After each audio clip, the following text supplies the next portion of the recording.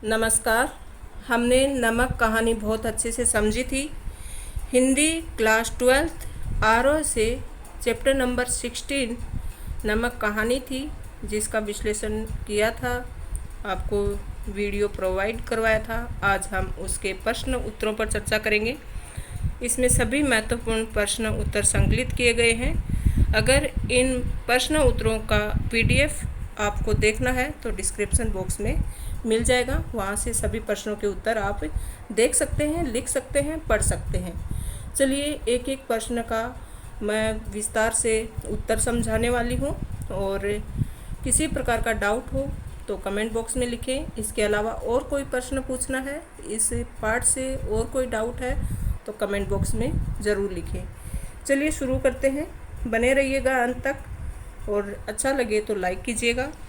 देखिए, ये पहला प्रश्न है जो कि 2009 और 2013 दोनों में पूछा हुआ है। फिर से पूछा जा सकता है। सफिया के भाई ने नमक की पुड़िया ले जाने से क्यों मना कर दिया? नमक की पुड़िया को लेकर सफिया के मन में ये द्वंद्व था कि वह नमक कस्टम अधिकारियों को दिखाकर ले जाए या चोरी से छिपाकर। सफिया के भाई ने नमक की पुड़िया ले जाने से मना कर दिया क्योंकि पाकिस्तान से भारत को नमक का निर्यात प्रतिबंधित था। ये गैर कानूनी था। दूसरे, कस्टम अधिकारी नमक की पुड़िया निकल आने पर बाकी सामान की चिंदी चिंदी बिखेर देंगे, इससे बदनामी भी होगी। और तीसरे, भारत में पर्याप्त मात्रा में नमक है। तो ये इसका उत्तर दिया हुआ है।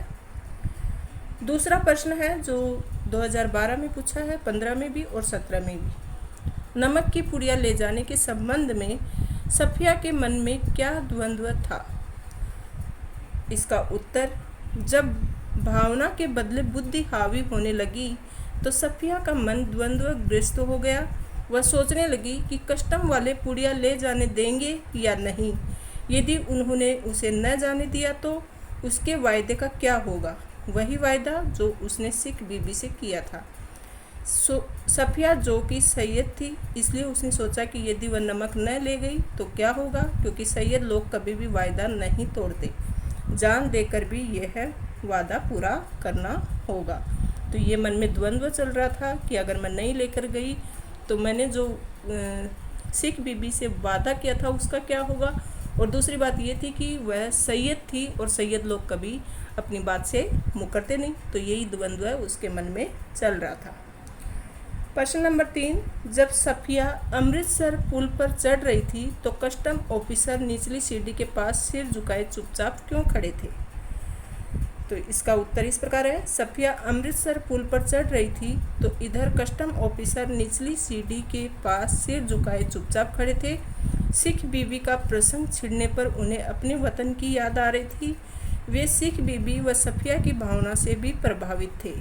उन्हें दूसरी जगह आकर भी अपने वतन की चीज़ें बहुत याद आ रही थी। राजनीतिक उद्देश्यों ने सबको एक दूसरे से अलग कर दिया था। प्रश्न नंबर 4, लाहौर अभी तक उनका वतन है और दिल्ली मेरा या मेरा वतन ढाका जैसे उद्गार किस सामाजिक यथार्थ का संकेत करते हैं? तो इसका उत्तर इस प्रकार लिखेंगे। इन उद्गारों से यही स्पष्ट होता है कि चाहे राजनीतिक या भूगोल देश की सीमाओं को बांट दे अथवा देश को टुकड़ों में बांट दे, लेकिन लोगों के मन को नहीं अलग किया जा सकता। लोगों का मन किसी भी तरह से इस बंटवारे को नहीं स्वीकारता। एक पाकिस्तानी को दिल्ली प्यारी है तो एक हिंदुस्तानी को लाहौर प्यारा है, जो कि हमने नमक पाठ से ये देख ही लिया था कि किस तरह से एक को लाहौर से लगाव है तो एक को दिल्ली से लगाव है। प्रश्न नंबर 5, नमक ले जाने के बारे में सफिया के मन में उठे द्वंद्वों के आधार पर उसकी चारित्रिक विशेषताओं को स्पष्ट कीजिए। इसका उत्तर इस प्रकार लिखेंगे। नमक ले जाते समय सफिया के मन में अनेक द्वंद्व उठे। इसके उसके चरित्र की निम्नलिखित विशेषताएं उभर कर आती हैं। पहला है भावुक। सफिया भावुक है। वह सिख बीबी की भावनाओं को मानती है तथा उसी के आधार पर लाहौरी नमक भारत ले जाना चाहती है। ये गैर कानूनी है, ये जानते हुए भी वह भावनाओं को बड़ा मानती है। दूसरा है वायदे की पक्की। सफ़िया सैयद है, सैयद होने के नाते वह अपने वायदे को किसी भी कीमत पर पूरा करना चाहती है। तीसरा है व्यवहारिक। सफ़िया व्यवहारिक है, वह प्रेम के तोहफे को चोरी से नहीं ले जाना चाहती। वह दोनों देशों के कस्टम अधिकारियों के सामने अपनी बात रखती है तथा अपने तर्कों से उन्हें अपने पक्ष में करने में सफल हो जाती है। इस तरीके से वह नमक की पुड़िया ले जाने में सफल हो जाती है। देखो किस तरह से पॉइंट में बनाकर ये सफ़िया के बारे में उसकी चारित्रिक विशेषताएं बताई हैं। आपको भी वैसे ही बताना है, पहला भावुक, फिर वायदे की पक्की, तीसरा व्यवहारिक। तो पॉइंट अगर दिमाग में रखोगे तो उसके आधार पर आप वाक्य अपने आप तैयार कर लोगे। आगे है प्रश्न नंबर 6, जो कि बहुत ही महत्वपूर्ण है। मानचित्र पर एक लकीर खींच देने से जमीन और जनता बट नहीं जाती। उचित तर्कों व उदाहरणों के जरिए इसकी पुष्टि कीजिए, जो कि 2008, 2011 और 2014 में आया हुआ प्रश्न है। इसका उत्तर इस प्रकार है। राजनीतिक और कूटनीति के चलते देश के टुकड़े हो जाते हैं, देश कई टुकड़ों में बंट जाता है। भारत भी कूटनीति का शिकार रहा है। भारत आज पाकिस्तान और बांग्लादेश के कारण 3 टुकड़ों में बटा हुआ है, लेकिन सौभाग्य इस बात का है कि लोगों के दिलों में किसी भी प्रकार की दरार नहीं खींची। लोग आज भी एक दूसरे से मिलते हैं, उनमें वही भाईचारा और प्यार कायम है। हिंदुस्तान में इन दोनों देशों के नागरिक आते जाते हैं, यहाँ के नागरिक इन देशों में जाते हैं और वे एक दूसरे की भावनाओं की कदर करते हैं। प्रश्न नंबर 7, नमक कहानी में भारत व पाकिस्तान की जनता के आरोपित भेदभावों के बीच मोहब्बत का नमकीन स्वाद घुला है कैसे? तो ये भी 2010 और 11 लगातार आया हुआ है। नमक कहानी में भारत व पाकिस्तान की जनता के आरोपित भेदभावों के बीच मोहब्बत का नमकीन स्वाद घुला हुआ है। उनमें प्रेम और स्नेह का स्वाद है। इस स्वाद में अपनापन है। लेखिका का अपने भाइयों परिचितों से स्नेह, सिख बीबी का लाहौर से लगाव, कस्टम अधिकारियों का दिल्ली व ढाका से जुड़ाव, ये सब दोनों देशों की जनता के बीच स्नेह को दर्शाते हैं। आगे है, क्या विभाजन से दिल्ली में दरार पड़ जाती है? इसका उत्तर है बिल्कुल नहीं। विभाजन तो राजनीतिज्ञों अथवा भौगोलिक परिस्थितियों की देन है। विभाजन 2 देशों, 2 सरहदों के बीच होता है, लेकिन लोगों के दिलों में कभी दरार नहीं पड़ती। उनकी संवेदनाएं, भावनाएं वहीं रहती हैं। वे कभी भी एक दूसरे से जुदा नहीं होते। शरीर रूप से बेशक जुदा हो जाए, लेकिन मन से कभी भी नहीं। प्रश्न नंबर 12, नमक कहानी की प्रासंगिकता पर विचार कीजिए। ये 2017 में पूछा हुआ है कि इस नमक कहानी की प्रासंगिकता पर विचार करना है। इसका उत्तर है, नमक कहानी भारत पाक विभाजन के बाद दोनों देशों के विस्थापित लोगों के दिलों को टटोलती मार्मिक कहानी है। लाहौर से आई सिख बीबी लाहौर को अपना वतन मानती है तथा लेखिका को वहां से नमक लाने को कहती है। पाकिस्तान में कस्टम अधिकारी दिल्ली को अपना वतन मानता है और उसे नमक ले जाने देता है। दिल्ली का कस्टम अधिकारी ढाका को अपना वतन मानता है। वस्तुतः जमीन पर खींची हुई रेखाएं लोगों के दिलों को नहीं बांटती हैं। अगला प्रश्न है, सिख बीबी की शारीरिक बनावट के बारे में लेखिका ने क्या कहा?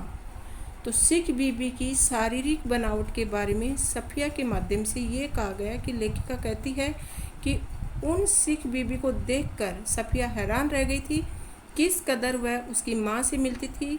वही भारी भरकम शरीर, जिसमें छोटी छोटी चमकदार आँखें, जिसमें नेकी, मोहब्बत और रहमदिली की रोशनी जगमगाया करती थी। चेहरा जैसे कोई खुली हुई किताब, वैसे ही सफ़ेद बारीक मलमल का दुपट्टा जैसी उसकी अम्मा मुहर्रम में ओढ़ा करती थी। तो वह जो सिख बीबी है उसमें वह अपनी माँ की प्रतिछाया देखती है। प्रश्न नंबर 14, इस पाठ के आधार पर किसी एक घटना के परिवेश का वर्णन लिखिए। उत्तर है, लेखिका ने कीर्तन के परिवेश का सुंदर और यथार्थ चित्रण किया है। जैसे कीर्तन कोई 11 बजे खत्म हुआ, जब वे प्रसाद हाथ में लिए उठने लगी और सफ़िया के सलाम के जवाब में दुआएं देती हुई रुखसत होने लगी, तब सफ़िया ने धीमे से पूछा, आप लाहौर की कोई सौगात मंगाना चाहें तो मुझे हुक्म दीजिए। यह घटना परिवेश का यथार्थ अंकन है। तो पूरे पाठ में से कोई भी घटना, इस तरह का प्रश्न आता है तो कोई भी छोटी सी घटना आप लिख सकते हैं। अगला प्रश्न है, सफ़िया को अटारी में समझ ही नहीं आया कि कहाँ लाहौर ख़त्म हुआ और किस जगह अमृतसर शुरू हुआ। ऐसा क्यों? ऐसा इसलिए हुआ कि सफ़िया को लाहौर और अमृतसर में कोई अंतर महसूस नहीं हुआ, क्योंकि दोनों नगरों की ज़मीन, बोली, पहनावा आदि एक जैसा था। दोनों तरफ के लोग एक ही भाषा में बात कर रहे थे, उनके मिलने का तरीका एक ही था। इसलिए सफ़िया को समझ नहीं आया कि कहाँ लाहौर ख़त्म हुआ और अमृतसर शुरू हुआ। आशा है स्टूडेंट्स आपको ये सारे उत्तर अच्छे से समझ में आ रहे होंगे, इसलिए मैं एकदम धीरे धीरे स्पष्ट शब्दों में इनके उत्तर बोल रही हूँ, ताकि आपको क्योंकि हम खुद पढ़ते हैं उससे ज़्यादा हम सुनकर जल्दी समझ सकते हैं, इसलिए धीरे धीरे स्पष्ट शब्दों में मैं एक एक प्रश्न का उत्तर आपके समक्ष प्रस्तुत कर रही हूँ, ताकि किसी प्रकार का आपको डाउट ना रहे।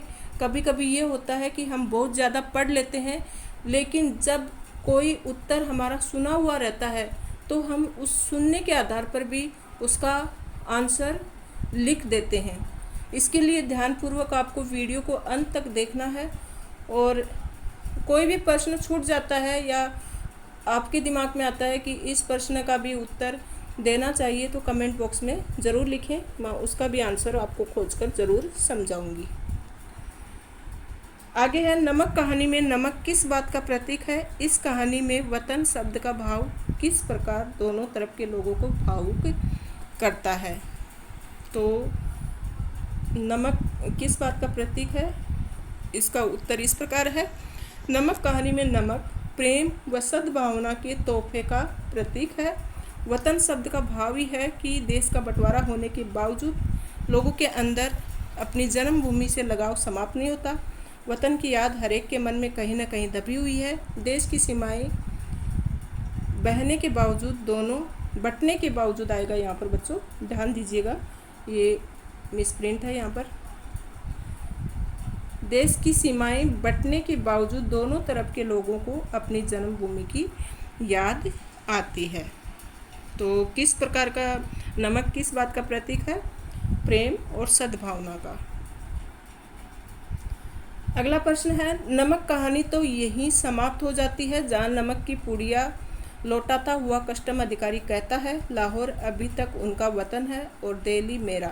अमृतसर वाला प्रसंग तो कहानी में पैबंद सा लगता है। उपयुक्त कथन पर तर्क सम्मत टिप्पणी कीजिए। ये कथन सही नहीं है। कहानी का उद्देश्य मानव मन की एकता बताता है। देश की सीमाएं बंट जाती हैं परंतु दिल नहीं विभाजित होता, वह अपनी जन्मभूमि से कभी अलग नहीं होता। अमृतसर वाला प्रसंग कहानी के दूसरे पहलू को व्यक्त करता है। कहानी का पहला अंश भारत पाक विभाजन पर आधारित है, परंतु दूसरा अंश पाक बांग्लादेश विभाजन पर आधारित है। भारत में रहने के बावजूद उसे ढाका की याद आती है। प्रश्न नंबर 18, नमक कहानी में सफ़िया एक पुड़िया नमक लाने के लिए इतनी व्यग्र और तत्पर क्यों दिखाई देती है? ये घटना किस मानवीय पहलू को रेखांकित करती है? नमक कहानी में सफ़िया एक पुड़िया नमक लाने के लिए अत्यधिक व्यग्रता व तत्परता दिखाती है। ये उसके भावनात्मक रूप को दर्शाता है। लेखिका सिख बीबी को दिया हुआ वचन पूरा करना चाहती है। उसकी इच्छा पूरी करने के लिए वह कानून तोड़ने के लिए तैयार हो जाती है। ये घटना मानवता, भाईचारे, उदारता व सहिष्णुता को रेखांकित करती है। नमक कहानी में नमक की पुड़िया इतनी महत्वपूर्ण क्यों हो गई? कस्टम अधिकारी उसे लौटाते हुए भावुक क्यों हो उठा? इसका उत्तर इस प्रकार लिखेंगे, इस कहानी में नमक की पुड़िया के महत्वपूर्ण बनने का यह कारण है कि भारत पाक के बीच नमक का व्यापार गैर कानूनी था। दूसरे, ये विभाजन की यादों से जुड़ी है। कस्टम अधिकारी नमक की पुड़िया लौटाते हुए भावुक हो उठा क्योंकि हर व्यक्ति को जन्मभूमि से लगाव होता है। उस प्रेम की अनुभूति से वह भावुक हो उठा। अगला प्रश्न है, नमक कहानी भारत पाक के विभाजन के बावजूद मानवीय भावनाओं की समानता की कथा है। टिप्पणी कीजिए। नमक कहानी में भारत व पाकिस्तान में रहने वाले लोगों की भावनाओं व संवेदनाओं को उभारा गया है।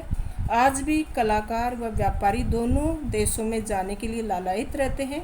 आम जनता भी इस विभाजन से दुखी है। भारत से उन्हें वे तमाम सुविधाएं आसानी से मिल सकती हैं जिसके लिए उन्हें विदेशों में जाना पड़ता है। अगला प्रश्न है बच्चों, सफिया के लिए नमक इतना महत्वपूर्ण क्यों था? नमक लाने में किन किन का सहयोग मिला? इसका उत्तर इस प्रकार लिखेंगे। सफिया के लिए नमक लाना बहुत महत्वपूर्ण था क्योंकि ये नमक उसकी माँ जैसी महिला ने अपने जन्म स्थान से मंगवाया था। इस नमक को लाने में उसे लाहौर, दिल्ली के कस्टम अधिकारियों की मदद ली। तो ये प्रश्न अच्छा है, आ सकता है एग्जाम में। प्रश्न नंबर 22 जो है वह देखिएगा, उनको ये नमक देते वक्त मेरी तरफ से कहिएगा कि लाहौर अभी तक उनका वतन है और दिल्ली मेरा, तो बाकी सब रफ्ता रफ्ता ठीक हो जाएगा। नमक कहानी में लाहौर के कस्टम अधिकारी के इस कथन के पक्ष और विपक्ष में तर्क दीजिए। तो उत्तर इस प्रकार लिखेंगे इसका, नमक कहानी में लाहौर के कस्टम अधिकारी के इस कथन से सहमत नहीं हुआ जा सकता क्योंकि राजनीतिक निर्णय भावनाओं पर आधारित नहीं होते। पाकिस्तान व बांग्लादेश का निर्माण विरोध के आधार पर हुआ है। समय बीतने के साथ साथ नई पीढ़ी विभाजन की त्रासदी को भूल जाती है।